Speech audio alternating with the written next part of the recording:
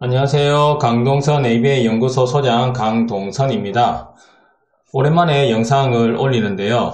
자, 오늘은 이제 2024년 1월을 기점으로 해서 우리가 행동에 대해서 많은 이야기가 있었던 것 같아요. 그 현장에서 이제 뭐 서희초 사건부터 해서 여러 가지 사건들이 좀 있었죠. 그리고 실제 행동 중재가 많이 이루어지고 있고, 그게 어떻게 이루어지든지 각각의 방식으로 대학하고 연계를 하든지, 뭐 강사를 초빙해서 하든지, 안 그러면은 또 다른 전문가를 불러서 개별적으로 진행을 하든지, 많은 행동 중재들이 교육 쪽에서 그리고 복지 쪽에서 이루어지고 있는 것 같습니다. 근데 아직도 이 행동에 대해서 접근하는 방식들 있잖아요. 여기에 대해서 통일된 내용들이 없는 것 같아요. 자, 오늘 제가 경험한 내용을 바탕으로 해서 행동을 접근할 때 중재 전략을 짤 때는 큰 틀에서 이렇게 하면 좋겠다라는 부분을 세 개의 파트로 나눠가지고 제가 한번 진행해 보도록 하겠습니다. 그래서 이 세 개의 파트에 대한 내용을 다 들으시고 나면은 이 행동에 대해서 좀 알 수 있지 않을까라는 생각을 하고 있거든요. 그러면 우리가 어떻게 행동을 접근해야 되는지 한번 보도록 할게요. 제가 그래서 가져온 주제가 행동, 그리고 우리가 하는 거는 행동 중재거든요. 행동 중재인데, 그러면 행동이 뭔지를 알아야 되는 거예요. 하지만 여기 첫 번째 있지만은 수동행동과 작동행동, 그리고 장애라는 말이 있잖아요. 행동에 대해서 한번 알아볼 거고요. 그리고 우리가 이게 단순히 행동에서 나타난 건지 기질인지 아니면 장애에 의한 특성인지를 정확하게 파악을 해야 돼요. 행동은 행동 중재죠. 장애에 의한 특성은 그 특성을 감안해서 그리고 행동을 변화시켜야 되는 거고요. 기질이라면 그 기질을 생각을 해야 돼요. 때로는 행동이 아닌 것 같은 거, 내적인 행동도 행동이라고 우리 이야기는 하지만은 조금은 접근하는 방식이 다른 것 같아요. 하지만 그 내용을 정확하게 알고 있어야 우리가 접근하는 방식에 대한 통일된 의견이 있는 것 같아요. 현장에 갔을 때 저 행동이 도저히 왜 일어나는지 모르겠다. 너무 불규칙적이다 할 때는 이런 행동적인 요소 외에 다른 요소들이 많이 있거든요. 그런 부분들을 한번 알아보기 위해서 첫 번째 내용이 상당히 중요하다고 생각을 합니다. 그러면 행동이라면요, 우리가 보통 말하는 이제 발달 장애인에 대한 도전적 행동, 안 그러면 영유아 아이들의 도전적 행동, 일반 성인, 노인 다 행동이 있거든요. 그러면 이 행동에는 기능이 있다는 겁니다. 기능적인 접근을 했을 때 가장 효과적인 행동 중재가 가능하다는 연구 보고서들이 많이 있어요. 그래서 거기에 기반을 해서 우리가 중재하는 것이 그러면 가장 효과적인 접근이 되겠죠. 그러면 행동 기능 평가가 무엇인지, 행동 기능 평가를 하는 방식은 어떻게 접근하면 되는지 여러 가지 방식이 있지만은 제가 추천하는 방식으로 좀 안내해 드리도록 할게요. 그리고 이 기능을 알았으면 이제 기능 기반 중재가 들어갈 수 있습니다. 형태는 변화시켜야 되는 거예요. 중재법, 이 형태에 대한 중재법이라는 말은 없습니다. 이 형태의 행동을 보였고 이 행동이 뭐 수동행동인지 작동인지 여러 행동들이 있을 거예요. 행동 기능을 평가를 하니까 이걸 밝혀낸 겁니다. 그러면 이 밝혀낸 기능을 바탕으로 해서 우리는 행동 중재를 들어갈 수가 있다는 거예요. 그래서 기능에 대한 중재, 여기서 우리 보통 말하는 보편적 중재, 개별 중재 이런 느낌들이 있고요. 기능에 따라서 하는 중재들, 이 내용을 조금 소개해드리고 이전에 중재 전략에 대해서 알려드린 게 있는데요. 새롭게 제가 조금 이제 중재를 진행하고 현장에 맞게 이 중재 방법들을 좀 변경을 해본 것들이 있습니다. 그걸 한번 알아보는 시간을 가지면 좋을 것 같거든요. 그래서 이 부분을 한번 진행해 보도록 할게요. 첫 번째가 우리가 수동행동과 작동행동, 그리고 장애라는 겁니다. 자, 수동행동, 작동행동 제가 이야기를 드릴 건데요. 자, 이 이야기를 드리는 이유가 이 내용을 듣고 나서 한번 생각해 보시면 좋을 것 같아요. 우리는 수동행동이 있고 작동행동이 있고 장애에 대한 특성이 있고요. 그게 안 그러면은 내적인 어떠한 기본 정서와 관련된 부분이 있을 수가 있습니다. 그런데 우리의 모든 중재는 어느 방향을 가리키고 있는지를 한번 생각해 보면 좋을 것 같아요. 그 말은 즉 수동행동은 수동행동에 기반으로 한 중재가 필요하겠죠. 그리고 장애를 잘 이해를 해야 되고 그 특성이 있다면 그 특성에 대한 중재 전략을 조금 써야 될 겁니다. 그리고 내적이거나 정서적인 부분에서는 약물 복용이나 심리에 대한 부분들 여러 가지 복합적인 요소들이 들어갈 수가 있어요. 그런 부분에 대해서는 그에 대한 접근이 필요하다는 겁니다. 그런데 우리는 모든 걸 작동 행동에 따른 중재 전략으로 가버렸고, 이전에는 결국에는 우리가 강화나 벌을 통해서 행동을 변화시킬 수 있다라고 하는 가장 간단한 결과 중심의 작동 행동을 본 거죠. 거기에 대해서 우리가 생각을 많이 하게 된 겁니다. 하지만 행동은 그렇게 해결되는 것이 아니고 긍정적 행동 지원이라고 하는 우리가 잘 알고 있는 그런 방식들도 예방 중심이죠. 그럼 선행사건 중재. 그러면 작동 행동도 중요하겠지만요. 여러 가지 다른 요인들, TBS적인 느낌에서 생태학적인 부분을 다 고려를 해야 됩니다. 하지만 이런 이야기를 하면서도 현장에서는 결국에는 결과 중심의 작동 행동이라는 그 전제를 두고 행동 중재에 들어가는 게 너무 많더라고요. 그래서 그런 부분에서 한번 이 수동 행동과 다른 부분에 대해서 한번 고민해 보시면 좋을 것 같아요. 이 수동 행동이 뭐냐? 말 그대로 그겁니다. 스스로 자동과하고 다르게 스스로 동작하는 건 아니죠. 그 말은 뭐냐면 본인의 의지에 의해서 하는 건 아니라는 겁니다. 그러니까 첫 번째 보면은 자극에 의한 환경이나 어떠한 부분에 영향이 왔을 때 그러한 자극에 대해서 반사예요. 반사. 반응이나 반응할 때는 여러 가지 반응하는 방식이 있겠지만은 반사라는 거는요. 리플렉스라고 나와 있겠지만은 자동 반사의 느낌입니다. 그 말이 뭐냐. 나는 눈을 뜨고 있는데 바람을 훅 불었어요. 어떤 사람은 참을 수 있겠죠. 그런데 우리가 이러한 부분 같은 눈이 자동으로 감기게 되어 있는 부분들이 있거든요. 음식이 나오면은 우리는 어떻게 해요? 침이 흘러요. 나는 침 안 흘리는데요. 하지만 침이 보이지 않아서 그렇지 나도 모르게 침을 흐르고 있습니다. 그럼 겉으로 안 흐르고 있다 이렇게 이야기를 하는 거지. 그리고 눈물을 어차피 슬퍼서 어쩔 수 없는 상황에서는 나도 모르게 이제 억지로 낼 수 있는 울음도 있겠지만은 그 눈물이 그냥 되는 거, 위액이 분비되는 거. 좋아하는 사람을 보면 나는 안 좋아하는데요 하면서도 가슴은 두근거리고 있고 얼굴은 빨개지고 있고 나는 당황 안 했는데요 했는데 나는 얼굴이 빨개져 있고 안 그러면 홍조가 띄고 있고 뭔가 불안해하고 이런 부분들 있잖아요. 이게 다 정서 반응과 관련해서 이게 다 수동행동이라는 겁니다. 그러니까 이런 걸 수동행동은 내 의지하고는 크게 상관이 없다라는 거예요. 어느 정도 환경 조성과 뭐 사전에 우리가 여러 가지 경험을 쌓아보면은 이게 덜 하긴 해요. 불안도가 높은 사람이 같은 상황에 많이 접근해보고 그리고 이전에 그런 경험들하고 안 그러면은 예측 가능한 환경을 만들어준다든지 이렇게 되면은 조금은 극복이 가능하거든요. 그런데 그 상황에 1차적으로 노출됐을 때는 우리가 뭐라는 거예요? 내가 의지하지 못한 그런 행동으로 우리가 이해를 하고 예방하기 위한 전략을 우리는 가져야 돼요. 하지만 불안해하면 걔 안타, 불안해하지 마라. 잘하고 나면 내 맛있는 거 하나 사줄게. 이거 하면 뭐 하게 해줄게. 이런 식으로의 강화나 벌. 니 딱 그래 할래? 딱 제대로 안 하나? 이런 식으로 뭔가 결과 중심의 그런 중재가 들어간다는 겁니다. 나는 미리 그런 반응, 행동을 하고 있는데 그 결과 중심으로 이해가 될까요? 이것도 이제 반복 교육을 하면 되겠지만은 바로 노출돼서 결과 중심보다는 사전에 경험되는 이 체계적인 둔갑법 같이 조금씩 노출되는 그런 방법들도 생각을 해봐야 된다는 거예요. 한 번에 그 상황이 됐을 때 너는 할 수 있어. 이런 부분으로 할 수 없고 그리고 특히 야단이나 안 그러면 잘할 수 있어 강화나 벌만 가지고 이 중재가 안 된다는 겁니다. 자율신경계에 대한 부분이거든요. 이걸로 조절이 된다는 겁니다. 불수의건이에요. 수의건은 내가 의지한 거죠. 불수의건입니다. 그리고 유기체의 보호와 내적 균형, 이 내는 호르몬에 대한 부분이잖아요. 그리고 선행 자극에 의한 통제가 된다는 겁니다. 선행 자극에 의하면요. 결과에 상관없이 너 이전에 이 음식을 먹어본 기억이 많으니까 침을 많이 흘린다.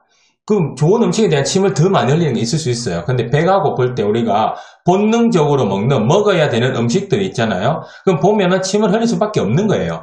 그거는 결과에 의해서 통제되는 것이 아니라 그게 제시가 되면은 그렇게 될 수밖에 없다는 겁니다.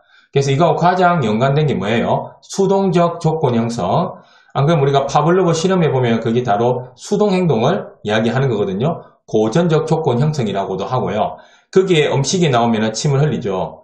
그러면 나중에 음식하고 종소리를 하니까 종소리가 있더라도 이게 이제 무조건 자극, 무조건 반응, 조건 자극, 조건 반응, 중성 자극이 조건 자극이 되는 그런 형태 이야기인데 결과하고는 상관없어요. 결국에는 음식이 되면 난 나왔지만은 그게 페어링, 짝이 되면서 그게 이루어지는 거거든요.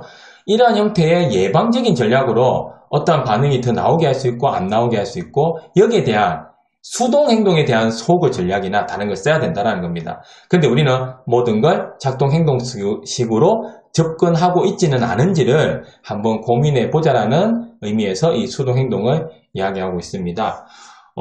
최근에 이제 QBA 시험, QABA에서 나오는 시험이죠. 그 QBA하고 QASPS 한글 11월 15일에 열렸잖아요.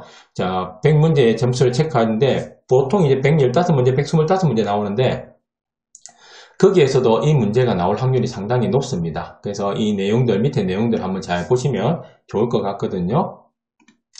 작동행동이 그러면 무엇이냐라고 했을 때 의도적인 행동이에요. 수동행동하고는 다르게. 그 결과에 의해서 통제받습니다. 이게 학습이 되어야 그게 되는 거예요. 밑에 보시면 후속 자극에 의한 통제, 학습된 반응, 수익은 중추신경계, 나의 명령 체계에 따라서 이루어지는 조절이 된다는 겁니다. 그래서 종소리 듣고 교실로 들어가는 거는 그냥 종소리인데 우리 교실로 들어갈까요? 내가 아무나 안 가본 상황에서 아니죠. 종소리 있으면 교실로 들어갔고 교실로 안 들어갈 때는 너 왜 안 들어가? 이런 야단을 들었을 수도 있고요. 잘 앉아있으면 아이고 다 잘 앉아있네요. 버스 번호를 보고 올라타는 거, 제대로 된 버스 번호 보고 올라타는 거, 잘못된 번호를 보고 올라타면 어떻게 될까요? 잘못된 길로 가게 되고 제대로 된 버스 번호를 보고 올라타면은 내가 원하는 방향으로 가게 된다는 겁니다. 이렇게 학습을 다 시킬 수 있다는 거예요. 그러한 경험에 의해서 이 행동이 강화가 되거나 소거가 되거나 벌로 인해서 행동이 증가, 감소가 되는 거 있잖아요. 유지되는 거. 이게 작동 행동이라는 겁니다. 보통 현장에서는 이렇게 생각을 많이 하죠. 네가 어떻게 배웠길래 그런 행동하느냐. 배웠던 행동, 학습된 행동들이 일련의 과정이라고 생각을 하는 것 같아요. 근데 보통 그게 많이 있어요. 작동 행동이 대부분 많이 있습니다. 실제적으로도 많이 있는데요. 제가 더 고려해 봐야 되는 거는 장애를 가지고 있거나 인지적인 부분에서의 어려움, 방금 정서에 대한 어려움이 있을 때는 이 작동 행동만 가지고 우리가 이야기할 수 없다라는 거예요. 분명히 교육을 할 때는 작동 행동적인 런유닛 우리 이야기하는 그런 부분들이 있거든요. 그런 DTT에 의한 교육들이 다 필요하겠지만은 행동 중재적인 접근을 봤을 때는요. 조금 더 광범위하게 봐야 된다는 겁니다. 연습 훈련 중요합니다. 하지만 환경적인 변화, 예방, 기질, 특성 이 모든 걸 파악을 해야 적절한 중재가 돼요. 안 그러면은 몇몇은 잘 중재가 되겠지만은 교육을 받고요. 몇몇은 너무 어려운 환경이 올 겁니다. 그 어려운 환경이 되는 것이 보통 보면요. 우리가 중재하기 힘든 행동일 때가 많아요.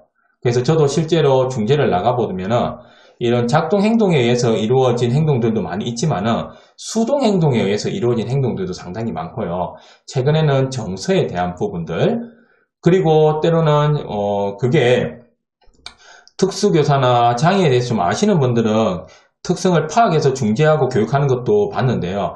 거기에 대한 이해가 좀 아직 낮으신 분들은 이게 장애에 대한 특성인지 그냥 행동인지에 대해 잘 모르는 부분들도 있더라고요. 그래서 이 부분들을 모든 보수 교육을 통해서는 안 그러면 제가 제공해주는 이런 자료도 있겠지만은 유튜브에 다른 분들 좋은 자료 많이 올려놨잖아요. 그런 걸 보면서 조금 배워볼 수 있으면은 분명히 교육을 하고 행동 중재하고 그리고 그 외에 여러 가지 활동 프로그램 할 때 많은 도움이 될 겁니다. 그냥 기존의 그런 접근보다는 이러한 것을 고려한 접근이 되었을 때 정말 좋은 자료가 될 수 있다는 거 보시면 좋을 것 같아요. 그래서 우리가 수동행동, 작동행동에 대해서 이야기가 되었다면은 이제 장애에 대해서 알아야 되는데 뇌병변, 지체장애, 시각장애, 청각장애 있습니다. 그 기존의 행동들로 우리가 이해할 수 있는 부분이 있고요. 장애의 특성은 있겠죠. 근데 최근에 학교 현장이죠. 그 복지 현장에 발달장애인법이 되면서 최근에 긴급돌봄센터, 체중증 모델, 주간활동, 방과후, 그 외에도 최근에는 시설에서도 발달장애가 많이 늘고 있죠. 그래서 이런 발달장애에 대한 부분의 이해가 필요한 것 같아요. 그렇게 해야만이 그리고 중재를 할 때 효과를 볼 수 있고요. 최근에 유치원에 많이 나갔을 때도 이런 발달장애를 가진 아이들이 상당히 많이 보이더라라는 걸 알게 됐거든요. 발달장애라고 하면 우리가 지적장애하고 자폐성장애를 보통 이야기를 합니다. 근데 세 번째 정서행동장애 이게 왜 와? 특수교육법, 장애인 등에 대한 특수교육법에는 정서행동장애라고 있습니다. 우리가 보건복지부에 있는 장애인 복지법에서는 분류해보면 정신장애라고 있죠. 조금의 결은 달라요. 결은 다른데 자폐성장애의 60%가 정서적인 이런 부분들을 수반한다고 되어 있습니다. 그러면 자폐성장애의 특성으로만 볼 수도 있는데, 그럼 지적장애의 특성으로만 볼 수 있는데 자폐성장애 60%고 지적장애도 어느 정도 수반을 합니다. 그러면 정서에 대한 수반된 부분들이 상당히 많다는 거예요. 그 순수하게 정서행동장애도 있습니다. ADHD나 맞죠? 틱장애, 배변장애. 배변장애도 이 하나의 정서행동장애입니다. 그리고 우리가 보통 만약에 품행장애나 적대적 반항장애 이런 부분들도 있거든요. 그리고 기분 조절이 잘 안 되는 거, 뭐 불안장애, 이런 공황장애 다 여기 포함되어 있습니다. 그래서 이 부분에 대한 이해도 좀 필요하지 않는가. 제가 정서행동에 대한 영상이 좀 올려놨거든요. 지적장애도 올려놓고 자폐성장애도 올려놨습니다. 그래서 오늘은 행동과 관련해서 간단하게 이야기만 좀 드리도록 할게요. 진단하는 기준은 아직도 뭐 DSM-5 이쪽으로 간다고 제가 이야기를 드렸고요. 지적장애 같은 경우에 우리가 이야기를 했습니다. 어느 정도 이제 지능이 70 이하고, 그리고 개념적 사회적 실행적이라는 적응 행동이 있거든요. 개념적 사회적 실행적, 뭔가 알고 있는, 개념적으로 알고 있는, 안 그러면 그걸 사회적에서 뭐 과도한 대인관계를 보인다든지 사회성의 문제가 오는 부분, 그리고 알고는 있지만 실제 실행하는 데 어려움을 보이는 부분들, 뭐 발달시기 18세 이전에 이런 이야기들 제가 다른 영상 자료에 있습니다. 거기에 보시면 좋을 것 같고요.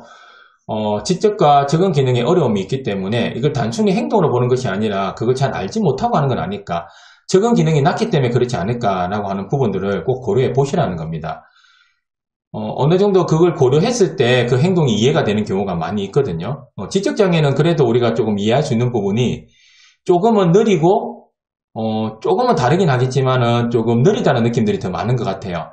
그리고 조금 어리다라는 부분들, 뭐 어른인데, 컸는데 뭐 아기로 보는 개념은 아니에요. 근데 지적 기능이 조금 낮다 보면은 그 행동의 특성이 어린 아이들이 보이는 특성하고의 조금의 유사성은 있습니다. 분명히 그 생활 연령 고려를 해야 돼요.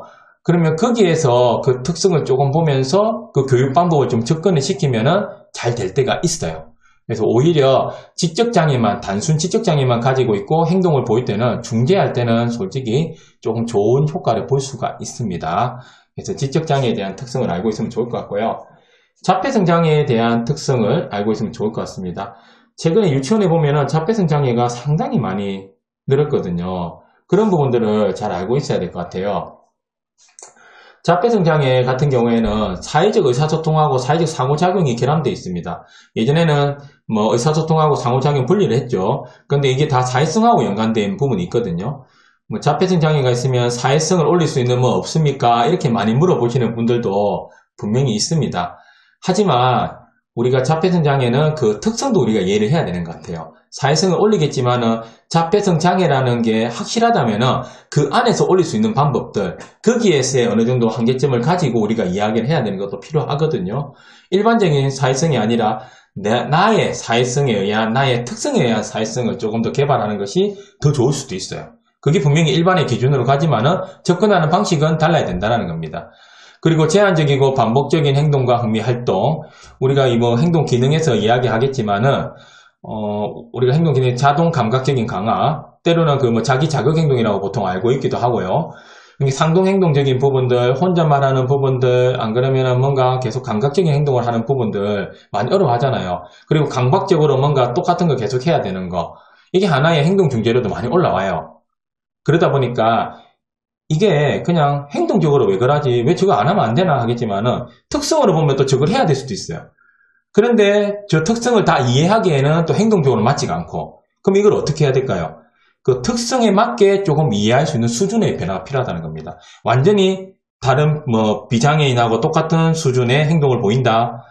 거기에 목표는 가져가겠지만은 저는 당장 그게 가능할까라고 하면 저는 조금 부정적입니다. 그거는 자폐 성향의 정도에 따라 틀립니다. 그런데 짙은 사람이, 자폐 성향이 짙은 이런 사람이 그걸 바로 간다? 저는 어렵다고 봐요. 그런데 단계적으로 갈 수는 있다. 그리고 안 그러면 그 특성을 감안한 행동을 어느 정도 사회에서 이해하고 그 특성에서 사회에 크게 도전적 행동으로 볼 정도가 아닌 정도로 우리가 이야기할 수 있는 부분은 분명히 있다라고 봅니다. 초기 발달이라고 했죠. 3회, 지금 5세까지 봅니다. 3세에서 5세이기 때문에 5세 정도로 보면 된다는 거고요. 지적장애하고 수반 많이 되죠. 지적장애가 우선이냐 자폐성장애가 우선이냐 이런 말이 있겠지만은 자폐성장애를 가지고 있다 보면은 사회성의 결함, 제한적인 반복, 행동, 흥미, 활동 같은 경우에 이런 행동을 보면은 당연히 경험이 제한적이고 그러면 학습에도 어려움을 보이고 지적장애를 수반할 수가 있다는 겁니다. 그리고 최근에 저도 유치원 가니까 자폐성장애가 정말 많아요. 예전에 제가 처음에 특수교육을 할 때는 2005년부터 제가 학부 생활을 시작을 했는데요. 그러다 보면은 그때는 제가 졸업할 때쯤에 아마 통계의 자료를 많이 본 것 같아요. 논문도 쓰고 할 때 많이 봤는데 그때는 지체장애가 2등이었습니다. 압도적으로 많았고 한때는 학습장애도 상당히 많았거든요. 지금은 그 기준이 어려워지면서 많이 내려갔는데 최근에 이제 제가 지금 19년 지금 자료를 지금 보여드리고 있습니다. 50% 증가했고요. 지금 23년이잖아요. 지금은 얼마나 있느냐 하면요. 지금은 19,000명 이상이 있습니다. 그래서 지금은 2배 이상이 증가했어요. 14년, 10년 사이에. 절대 인구가 증가했다는 겁니다. 아니나 다를까 유치원이나 이런 데 가니까 왜냐면 자폐성장애는 5세, 그 이외에도 받기도 하지만 5세 정도에서 많이 판명을 받거든요. 그래서 유치원 가면은 어느 정도의 지적장애나 발달이 지체된 경우에는 특수교육 대상 받을 때도 있지만은 그렇지 않고 그냥 다른 아이들하고 같이 교육할 때가 있습니다. 잘 드러나지 않을 때도 있고요. 경쟁일 때는. 그런데 유치원 가면은 자폐성장애는 확실히 이제 그 특성이 드러나거든요. 그리고 심한 ADHD를 보인다든지 지적장애로 갈 수도 있고 정서행동장애로 갈 수도 있고요. 그런 부분에서 우리가 볼 수 있는데 발달장애가 그만큼 우리 학교의 특수교육 대상자 행동경제에 들어가면은 발달장애가 많을 수밖에 없어요. 자폐성장애가 좀 많고요. 정서행동장애도 많고요. 그러면 여기에서 보면은 거의 대략 지금 보면 한 70% 아니면 발달 지체의 10%가 거의 대부분이 지적장애 아니면 자폐성장애로 넘어갈 때가 많습니다. 그러면 우리가 이거보다 더 한 숫자가 있겠죠. 한 80%가 발달장애와 연관이 있다고 보시면 되고 정서행동장애 이렇게 있잖아요. 이것도 같이 수반된다고 보면은 일단은 발달장애의 특성을 아는 것이 상당히 중요할 수 있다는 겁니다. 그리고 지적장애로 되어 있지만 정서행동장애 수반된 경우 상당히 많아요. 자폐성장애. 그래서 이 세 가지의 특성을 조금 이해하고 가는 것이 중요하다라고 이야기 드리는 겁니다. 정서행동장애는 우리가 여러 가지 복지에서는 없는 내용이잖아요. 근데 교육에서는 있습니다. 예전에 정서장애라고 했고 미국 같은 경우에는 행동장애라고도 하고 지금 최근에는 이제 통일된 것이 정서행동장애. 왜? 이 행동에는 정서가 포함이 되어 있기 때문에. 그래서 이런 정서에 의해서 학습에 어려움을 보이는 부분들을 이야기하거든요. 대표적인 것이 이제 내적인 부분을 보면은 이제 우울, 양극성 이런 부분 있잖아요. 조울증 같은 경우에도 있고요. 생각보다 많아요. 기분 조절이 안 되는 경우. 얘가 아침에 잘하는데 갑자기 울고 있고 울고 있다가 갑자기 웃는 경우도 있어요. 그 기분 변화가 도저히 예측하지 못하는 경우도 있습니다. 그리고 분리불안, 불안장애, 학교 간 불안, 그리고 이제 한묵증 같은 경우에도 최근에 중재를 해봤고요. 급성 스트레스 장애, 그리고 어떤 충격에 의해서 나오는 트라우마, 이런 부분들도 불안장애하고 연관이 될 수 있습니다. 그래서 이 부분에 대해서도 우리가 잘 고민을 해야 돼요. 발달장애가 있으면은 순수하게 발달장애하고 이게 결합되어 있으면은 생각보다 이게 상담이나 다른 쪽으로 해결이 안 되는 경우가 많습니다. 그러면 경험이 중요할 수도 있습니다. 그러면 행동 중재를 가지고 이것도 다를 수가 있거든요. 그리고 우리가 보통 많이 알고 있는 것이 ADHD. 최근에 제가 그 학교 현장에 통합교육 지원단이라고 학교 현장에서 통합에 어려움을 보이는 아이들이 있는데 예전에는 자폐성 장애 이렇게 했지만 그 정도는 이해를 좀 하는 경우가 있는 것 같아요. 우리가 때로는 경쟁일 때 너무 정상적인 행동이라고 할까요? 도전적인 행동이 정상적이지 않다는 말은 아닙니다. 하지만 우리가 충분히 이해할 수 있는 행동일 때는 괜찮은데 이해할 수 없는 행동 같은 경우에 있잖아요. 특히 같이 비슷하게 잘하는데 이해하지 못하는 행동을 하면은 그거는 이제 우리가 장애 이해라고 해야 될까요? 행동에 대한 이해가 더 안 되더라고요. 장애가 중증인데 어떤 행동을 하면은 장애가 있으니까 그렇겠구나 라고 이해하는 경우도 있는데 그렇지 않을 경우에는 우리하고 별 다르지 않는데 그 행동을 하는데 우리가 이해를 해야 돼요? 오히려 이해가 안 되는 경우가 많아요. 그게 보통 보면 ADHD, 품행장애, 적대적 반항장애가 될 수 있습니다. 그리고 우리가 TV에서 봤던 이제 여러 가지, 저도 최근에 많이 좀 그런 방송들, 자료들을 보고 있는데요. 이 세 가지를 복합적으로 가지고 있는 경우가 상당히 많더라고요. 그래서 이런 부분들에 대해서도 아마 의료적인 접근이 분명히 필요할 겁니다. 단순히 ADHD가 있는데 너 앉아봐. 앉아있어. 아, 왜 그렇게 산만해? 좀 참아라. 품행장애 똑같습니다. 안 돼요. 우리가 그냥 하는 거, 강화해줄게, 벌해줄게, 조금의 조절은 되지만요, 원론적인 해결은 안 됩니다. 왜냐면 이 정서적인 부분은요, 행동으로도 좀 중재가 가능한 부분도 있지만은, 분명히 수동행동적인 요소들이 많다는 거예요. 이게 나는 집중하고 싶은데 어쩔 수 없이 집중이 안 되는 부분, 나는 참고 싶은데 어쩔 수 없이 참을 수 없는 부분들이 있어요. 어쩔 수 없이 참을 수 없다고 해서 그 행동이 이해되는 건 아닙니다. 이해되는 건 아니지만은 예방 전략을 안 했다는 것은 또 문제가 된다고 저는 생각을 해요. 충분히 이러한 요소들에 대해서 평가를 하고 판단을 하고 진단평가 하고 나서 의료적인 상담이든 행동적인 상담을 통해 가지고 예방할 수 있는 방법들을 같이 고려를 해야지 어쩔 수 없는 거라고 이해를 해야 된다. 이건 아닌 거죠. 피해가 되는 행동은 이해가 될 수가 없다라는 겁니다. 그런 부분들로 우리가 설명을 해야 되고 섭식배설, 틱장애, 기타, 소화기 정신분열증, 조현병이라고 하죠. 조현병이 수반된 경우도 상당히 많아요. 생각보다 어린데 약간 우리가 뭐 예전에는 정신분열증, 조현병으로 해가지고 보이는 요소들을 보이는 아이들이 좀 있습니다. 근데 엄청 어릴 때는 잘 나타나지 않는데요. 중고등학교쯤 되면 좀 많이 나타날 때가 있습니다. 특히 이제 성인 기간에도 제가 중재를 많이 가는데 성인 기간에서 이러한 부분들을 볼 때가 더 많거든요. 한번 잘 보시면 좋을 것 같아요. 오늘은 이제 행동에 대해서 2024년 다시 알아보는 의미에서 첫 번째 수동행동, 작동행동 그리고 장애라는 개념으로 이해를 해봤습니다. 앞으로 이제 세 가지가 이렇게 연계가 될 건데요. 일단은 행동을 보는 방법, 행동을 보고 접근하는 방법에 대해서 한번 다뤄본 것 같아요. 오늘 제가 이제 안내드린 내용을 바탕으로 해서 이제 뭐 발달장애인 당사자가 됐든 뭐 유치원의 어린 아이가 됐든 어떤 기간에 상관이 없습니다. 그럴 때 이 행동을 볼 때 처음에 우리가 어떤 기준으로 접근을 해야 될까라는 걸 좀 잘 보시면 좋을 것 같아요. 그냥 저 행동의 표면만 보고 나서 저거는 도전적 행동이구나 이렇게만 평가 안 하면 좋겠습니다. 자, 오랜만에 이제 찍어봤는데요. 뭐 좋은 내용이 있는지 모르겠습니다. 구독, 좋아요 부탁드리겠습니다.